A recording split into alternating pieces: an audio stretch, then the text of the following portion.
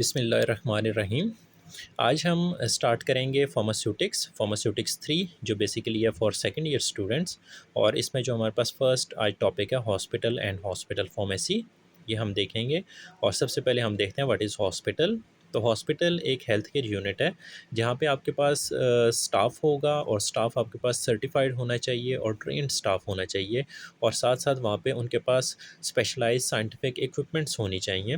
ठीक है, ये मैं आपसे बुक के साथ रीडिंग भी कर देता हूँ। The hospital is a health care unit which incorporates a combination of specialized scientific equipments and functioning through trained and certified healthcare professionals working as a team। तो उन्होंने काम करना है as a team for the common purpose of providing medical services to the population. तो वहाँ पे हमने common purpose जो है वो बेसिक हमारा मकसद ये है कि हमने मेडिकल सर्विसेज पॉपुलेशन को प्रोवाइड करनी है ताकि हम हेल्थ ऑफ द पेशेंट जो है उसको इम्प्रूव कर सकें।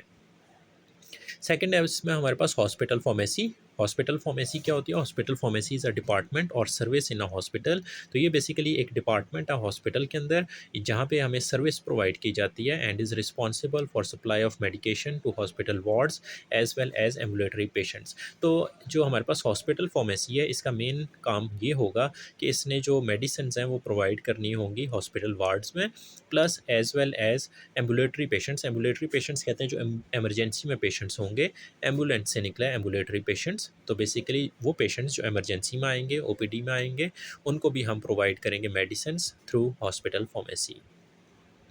The department is headed by professionally competent legally qualified pharmacist. तो हॉस्पिटल फार्मेसी का जो हेड होगा वो बेसिकली एक फार्मासिस्ट होगा जो प्रोफेशनली कम्पिटेंट होना चाहिए एंड लीगली क्वालिफाइड होना चाहिए, who directly supervises and ensures the correct dispensing, compounding and distribution of medication to in and out patients. तो जो हॉस्पिटल फार्मासिस्ट होगा उसका काम होगा कि वो इंश्योर करे कि जो डिस्पेंसिंग हो रही है वो करेक्ट होनी चाहिए, जो कंपाउंडिंग हो रही है वो करेक्ट होनी चाहिए, और डिस्ट्रीब्यूशन ऑफ मेडिसिन जो हो रही है to in and out patients. In patients वो होंगे जो आपके पास हॉस्पिटल में एडमिट हैं, और आउट पेशेंट्स वो होंगे जो आपके पास ओपीडी में आए हैं, चेकअप करवाया है, मेडिसिन लिया और घर चले गए, उनको आउट पेशेंट्स कहेंगे। तो हॉस्पिटल फार्मेसी बेसिकली इन दोनों को मेडिसिन प्रोवाइड करेगी। नेक्स्ट है हमारे पास aims and objectives of hospital pharmacy. तो फर्स्ट इसका एम है आपके पास to provide quality assurance for manufactured, assembled and purchase pharmaceutical. तो सबसे पहला इसका काम है quality assurance. Second, maintain patient medication profiles. तो जितने भी आपके पास पेशेंट्स आएंगे उनकी मेडिकेशन प्रोफाइल्स को मेंटेन करना। मेंटेन प्रिस्क्रिप्शन रिकॉर्ड्स, प्रिस्क्रिप्शन के रिकॉर्ड्स को मेंटेन करना। Provide drug information. तो जो भी ड्रग इन्फॉर्मेशन है वो हम प्रोवाइड करेंगे to doctors, nurses, medical staff जितने भी वहाँ पे होंगे उन सबको हम प्रोवाइड करेंगे। थर्ड, हम नेक्स्ट हम करेंगे coordinate and control all drug delivery and distribution system. तो जहाँ जहाँ आपकी ड्रग को डिस्ट्रीब्यूट होना है इन द हॉस्पिटल, उस सब चीज़ों को हम कोऑर्डिनेट करेंगे, चेक करेंगे। एंड लास्ट इसमें हम देखेंगे supervise all the activities of pharmacy technicians. तो जितने भी फार्मेसी टेक्नीशियंस हैं जो हॉस्पिटल फार्मेसी में हमारे पास काम कर रहे हैं उन सब की एक्टिविटीज़ को सुपरवाइज करेंगे, बेसिकली मैनेज करेंगे कि वो सब अपना काम कर रहे हैं या प्रॉपरली कर रहे हैं, उनके ऊपर चेक एंड बैलेंस होगा। ठीक है, तो इसमें हमने देख लिया what is hospital, second hospital pharmacy, और थर्ड हमने इसमें देख लिया AIIMS and objectives of hospital pharmacy. और ये जो है AIIMS and objectives of hospital pharmacy ये पास्ट पेपर्स में आया हुआ है, तो this is important topic, AIIMS and objectives of hospital pharmacy. इसको आप लोगों ने अच्छे तरीके से कर लेना है। ठीक है, तो इसके ये 5-6 एम्स हैं। एम्स एंड ऑब्जेक्टिव्स का मतलब है बेसिक जो पर्पज़ है हॉस्पिटल फार्मेसी का। ठीक है, कि एक हॉस्पिटल के अंदर जो फार्मेसी है उसका बेसिक पर्पज़ क्या है। ठीक है, तो उसका ये पर्पज़ है क्वालिटी एश्योरेंस करनी है, मेडिसिन प्रोवाइड करनी है, इन पेशेंट्स को प्रिस्क्रिप्शन रिकॉर्ड्स मेंटेन करने हैं, पेशेंट रिकॉर्ड्स मेंटेन करने हैं। उसके बाद जो इन्फॉर्मेशन है ड्रग से रिलेटेड वो किसी को भी अगर चाहिए, डॉक्टर को, नर्सेज़ को, जहाँ भी चाहिए सबको प्रोवाइड करनी है। ड्रग डिलीवरी एंड जो सुपरवाइज़ करना है फार्मेसी टेक्नीशियन की एक्टिविटीज़ को। उसके बाद ये मैंने समराइज़ किया, हॉस्पिटल्स जो होते हैं वो डिफरेंट होते हैं, गवर्नमेंट हॉस्पिटल्स होते हैं। उसके बाद जो आपके पास नेक्स्ट है हमारे पास क्लासिफिकेशन ऑफ हॉस्पिटल्स। तो क्लासिफिकेशन ऑफ हॉस्पिटल्स में हमारे पास डिफरेंट क्लासिफिकेशंस हैं हॉस्पिटल की, इसको हम देखेंगे। क्लासिफिकेशंस जो हॉस्पिटल है, classification of hospital based on services.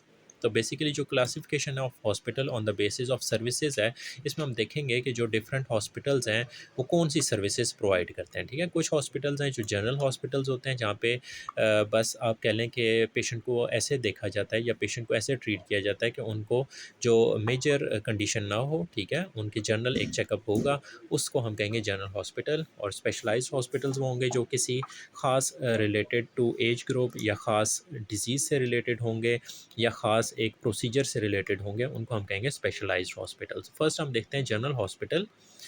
The best known type of hospital is the general hospital. तो जो मोस्ट कॉमन है वो है हमारे पास general hospital, which is set up to deal with the many kinds of diseases. तो यहाँ पे डिफरेंट डिजीज़ को ट्रीट किया जाता है and injury, and normally has an emergency department. और यहाँ पे एक एमरजेंसी डिपार्टमेंट भी होगा जो डील करेगा with immediate and urgent threats to health. Larger cities में have several hospitals of varying size and facilities. तो जो बड़े शहर होते हैं वहाँ पे डिफरेंट टाइप्स के जनरल हॉस्पिटल्स अवेलेबल होते हैं, जहाँ पे कोई भी जाके अपना एक जनरल चेकअप या छोटे मोटे जो इलाज होते हैं उनको वो करवा सकते हैं। जबकि स्पेशलाइज्ड हॉस्पिटल्स क्या होंगे? स्पेशलाइज्ड हॉस्पिटल्स वो होंगे जो चिल्ड्रन हॉस्पिटल्स हैं, जो स्पेशली बच्चों के लिए हैं। सीनियर हॉस्पिटल्स जो स्पेशली बड़ों के लिए हैं या बुज़ुर्गों के लिए हैं। थर्ड, साइकेट्रिक हॉस्पिटल्स, ऐसे हॉस्पिटल जो साइकेट्रिक डिजीज़ेज़ या मेंटल हेल्थ के लिए से रिलेटेड होते हैं। और उसके बाद कार्डिक हॉस्पिटल जो हार्ट से रिलेटेड होंगे। कैंसर हॉस्पिटल्स जो ट्रीट करेंगे कैंसर पेशेंट्स को। सर्जिकल हॉस्पिटल्स जहाँ पे सर्जरीज़ परफॉर्म की जाएंगी, डिफरेंट सर्जरी। ट्रॉमा सेंटर्स जहाँ पे आपके पास डिफरेंट जो डिजीज़ हैं जिसमें स्वेयर ट्रॉमा होता है पेशेंट को, या स्वेयर आप कह लें कि इंजरी होती है, उसको वो डील करेंगे। और रिहेबिलिटेशन हॉस्पिटल्स जो ऐसे हॉस्पिटल्स हैं जो रिहेबिलिटेट करते हैं, मींस फिजियोथेरेपी वगैरह प्रोवाइड करते हैं या लॉन्ग टर्म ट्रीटमेंट्स प्रोवाइड करते हैं रिलेटेड टू फिजिकल एक्टिविटी, या कोई भी थेरेपी होगी जो लॉन्ग टर्म होगी, उसको हम रिहेबिलिटेशन हॉस्पिटल्स कहेंगे। A hospital may be single building or a number of buildings, a campus. Most hospital are run on non-profit basis by government और charities. तो जो गवर्नमेंट हैं और charities हैं वो जो रन करती हैं हॉस्पिटल्स वो होते हैं नॉन प्रॉफिट, उसमें वो प्रॉफिट चार्ज नहीं करते। इसके अलावा हमारे पास टीचिंग हॉस्पिटल्स होंगे जहाँ पे स्टूडेंट्स को साथ साथ टीचिंग भी की जाएगी, हॉस्पिटल भी होगा, साथ साथ ट्रेन भी किया जाएगा, स्टूडेंट्स को टीच भी किया जाएगा। और डिस्ट्रिक्ट हॉस्पिटल हम देखते हैं DHQs होते हैं, डिस्ट्रिक्ट हेडक्वार्टर हॉस्पिटल्स होते हैं, इनको हम डिस्ट्रिक्ट हॉस्पिटल्स कहेंगे। ये मेजर हॉस्पिटल्स होते हैं जो डिस्ट्रिक्ट में एक लार्ज हॉस्पिटल होगा। नेक्स्ट है क्लिनिक्स। क्लिनिक्स वो होता है जो आप कह लें कि छोटे पैमाने पे ट्रीटमेंट प्रोवाइड करते हैं। वहाँ पे पेशेंट्स को एडमिट नहीं किया जाता, या वहाँ पे इतनी कैपेसिटी नहीं होती कि वो पेशेंट्स को एडमिट करें।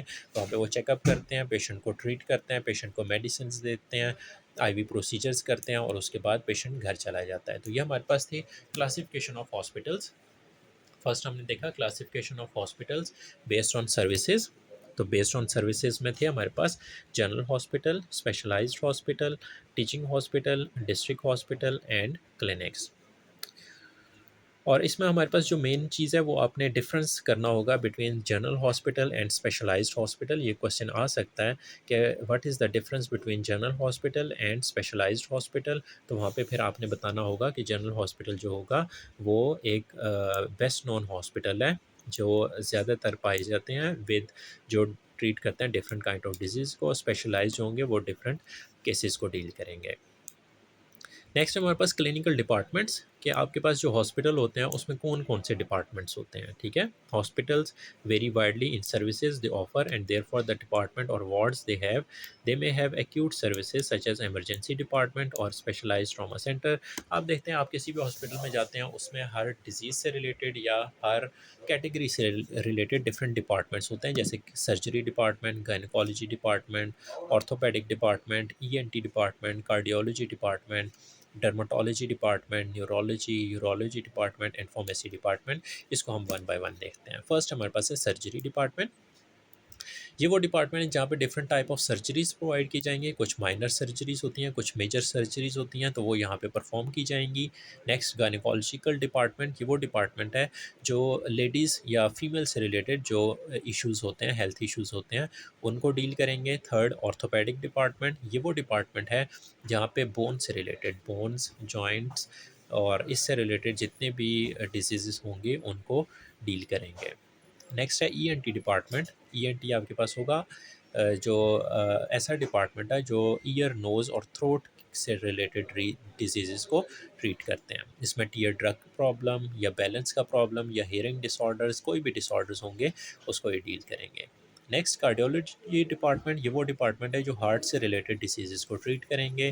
डर्माटोलॉजी डिपार्टमेंट, ये वो डिपार्टमेंट है जो स्किन से रिलेटेड डिसीज़ को ट्रीट करेंगे।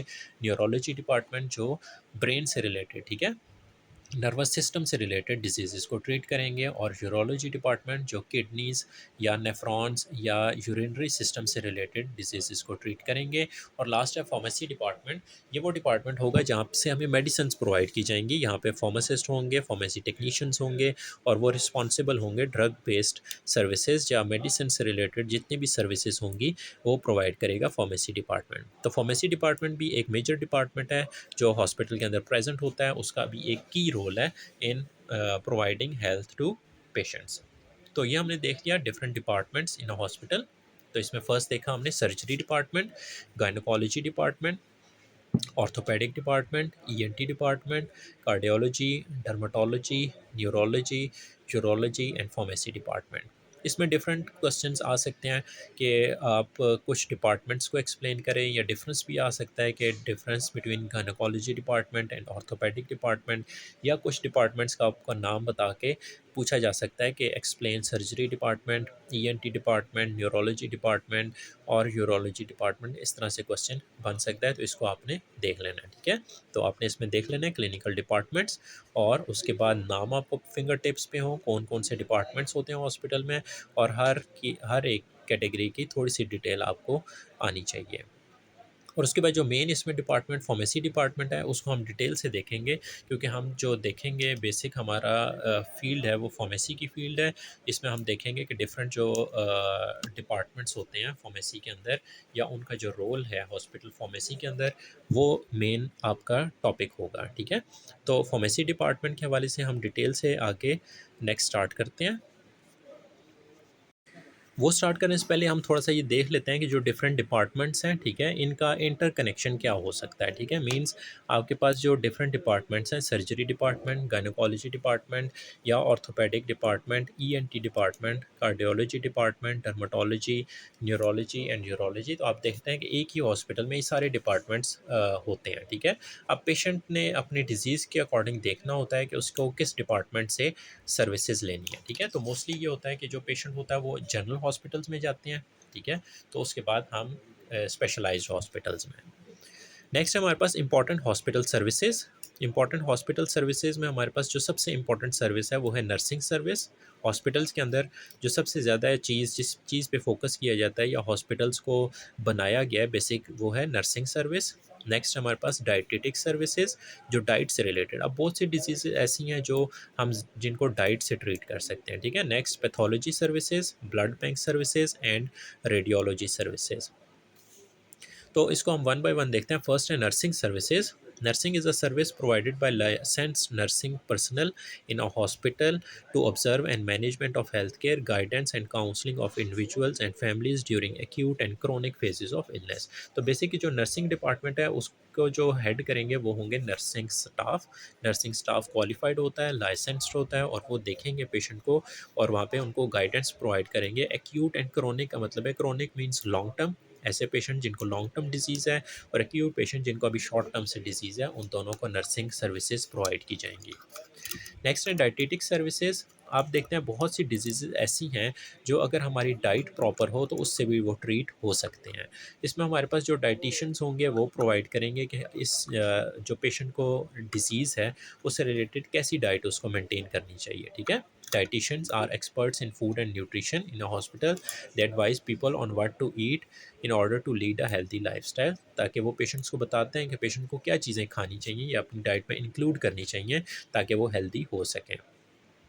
पैथोलॉजी सर्विसेज क्या होंगी? It is the study and diagnosis of disease through examination of molecule, cell, tissues, body fluids, for example blood test, urine test. तो पैथोलॉजी सर्विस बेसिकली आप कह लें कि लैब सर्विसेज जो होती हैं, जहाँ पे पेशेंट की जो डिजीज़ है उसको डायग्नोस किया जाता है और उसको डॉक्टर के साथ शेयर किया जाता है कि पेशेंट को ये डिजीज़ है।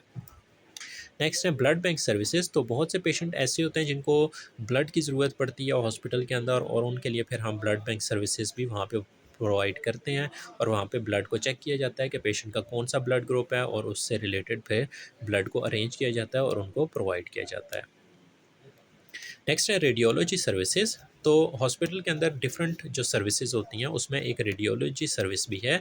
रेडियोलॉजी सर्विस वो होती है कि बहुत सी ऐसी डिजीज़ हैं जिनका ट्रीटमेंट हम एक्सरे से करते हैं, ठीक है, जिनका हम ट्रीटमेंट रेज से करते हैं, रेडिएशन से करते हैं, ठीक है। These services deal with x-rays and other high energy radiation for the diagnosis and treatment of disease. तो आप देखते हैं बहुत सी डिजीज़ हैं जिसमें हमें एक्सरेज की ज़रूरत पड़ती है। बाज़ औक़ात जहाँ से बोन का फ्रैक्चर हो जाता है तो उसके लिए भी हमें कंफर्म करने के लिए पहले एक्सरे परफॉर्म करना पड़ता है कि फ्रैक्चर हुआ है या नहीं, ठीक है। तो कंफर्म करने के बगैर अगर हम ट्रीटमेंट करेंगे तो वो ठीक नहीं होगा। तो रेडियोलॉजी सर्विसेज में हम कंफर्म कर लेंगे। और उसके अलावा हम बहुत सी डिजीज़ हैं जिनका हम ट्रीटमेंट भी रेडिएशन से करते हैं। आपको पता होगा बहुत से कैंसर ट्रीटमेंट्स में रेडिएशंस के ज़रिए कैंसर सेल्स को ख़त्म किया जाता है। उसके अलावा आप देखते हैं डिफरेंट टाइप्स की लेज़र्स हैं, उनके ज़रिए भी हम बहुत सी चीज़ों का ट्रीटमेंट करते हैं। नेक्स्ट है हमारे पास फार्मेसी रोल इन हॉस्पिटल के। जो एक हॉस्पिटल है उसमें फार्मेसी का क्या रोल होता है, तो उसमें फर्स्ट है हमारे पास एडमिनिस्ट्रेटिव सर्विसेज। एडमिनिस्ट्रेटिव सर्विसेज में जो फार्मेसी होगी वो प्लान करेगी एंड डेवलप करेगी पॉलिसीज़, शेड्यूल पर्सन जो होंगे जो वहाँ पे काम करेंगे उन स्टाफ को सुपरवाइज किया जाएगा। Coordinate administrative needs of the pharmacy and therapeutics committee. तो फार्मेसी के अंदर एक कमेटी होती है जिसे हम फार्मेसी एंड थेराप्यूटिक्स कमेटी कहते हैं। उसको के साथ भी हम कोऑर्डिनेट करेंगे and develop proper inventory control techniques. Inventory control का मतलब है कि हमारे पास जो मेडिसिन अवेलेबल हैं उसको हम इन्वेंट्री कहते हैं, उसको हमने कैसे कंट्रोल करना है, उसके लिए हम क्या टेक्निक्स यूज़ करेंगे। नेक्स्ट है इन पेशेंट सर्विसेज। ये वो सर्विसेज होंगी जो हम उन पेशेंट्स को प्रोवाइड करेंगे जो पेशेंट्स एडमिट हैं। उनको हम मेडिकेशंस प्रोवाइड करेंगे, उनकी हम देखेंगे ड्रग जो उनको ट्रीटमेंट एरियाज़ में रिक्वायर्ड है वो उनको मिल रही है या नहीं मिल रही, और उसके बाद कोऑपरेट करेंगे with investigational use of a drug. तो बहुत सी जगह पे जो ड्रग्स हैं उनकी क्लिनिकल ट्रायल्स होते हैं उनको भी हम देखेंगे। मेंटेन पेशेंट मेडिकेशन प्रोफाइल्स, और उसके बाद exercise proper control and dispensing of narcotics. तो नारकोटिक्स जो होती हैं उनकी भी डिस्पेंसिंग में हम देखेंगे जो कि आपको रिस्ट्रिक्टेड ड्रग्स होंगी। Next out patient services. ये वो सर्विसेज होंगी जो हम आउट पेशेंट्स को प्रोवाइड करेंगे। ऐसे पेशेंट जो आए हैं, चेकअप करवाया और घर चले गए हैं, उनको हम मेडिसिन प्रोवाइड करेंगे, उनका डाटा हम रिकॉर्ड करेंगे और उसके अलावा उनको लिटरेचर भी प्रोवाइड करेंगे। इसके अलावा हम एजुकेशन एंड ट्रेनिंग सर्विसेज भी प्रोवाइड करेंगे डॉक्टर्स को, नर्सेज को, डिफरेंट स्टाफ को।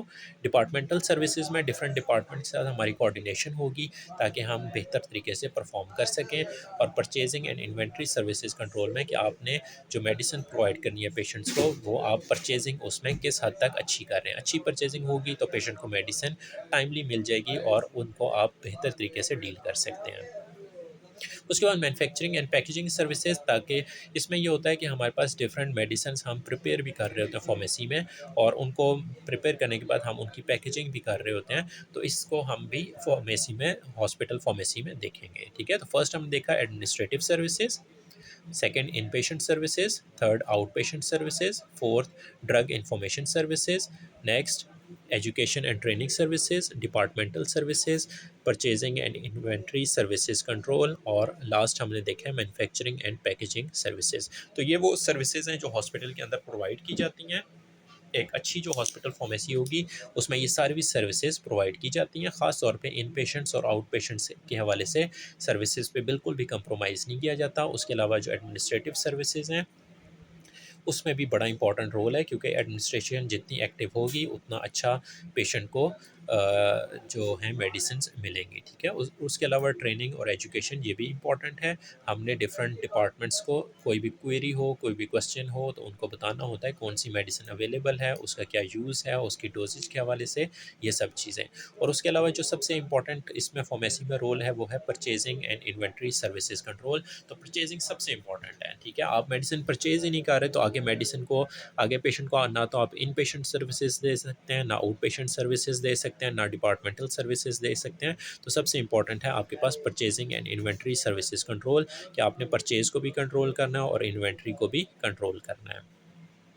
और उसके अलावा कुछ मेडिसिन ऐसी हैं जो प्रिपेयर्ड फॉर्म में नहीं आती, उसके लिए हम करेंगे मैन्युफैक्चरिंग एंड पैकेजिंग सर्विसेज। तो बहुत सी ऐसी मेडिसिन हैं जो बनी बनाई नहीं आती या वो अवेलेबल नहीं होती, तो उसके लिए फिर हमें वहीं पे हॉस्पिटल के अंदर, हॉस्पिटल फार्मेसी के अंदर उन मेडिसिन को प्रिपेयर करना पड़ता है, और प्रिपरेशन के बाद हम उनकी पैकेजिंग करते हैं, लेबलिंग करते हैं और पेशेंट को प्रोवाइड करते हैं, ताकि पेशेंट को मेडिसिन वो अवेलेबल हो सके और पेशेंट अपना ट्रीटमेंट कंटिन्यू कर सके। ठीक है, तो ये था हमारे पास first topic, hospital and hospital pharmacy. उम्मीद है कि आपको समझ आ गया होगा। अगर आप लोगों को स्टिल कोई क्वेश्चंस हैं या आप लोगों के माइंड में कोई क्वेश्चंस हैं जो क्लियर नहीं हुए, तो आप काइंडली कमेंट्स में लाजमी शेयर करें। मैं कोशिश करूँगा नेक्स्ट वीडियो में उसको क्लियर करने का। ठीक है, थैंक यू, अल्लाह हाफिज़।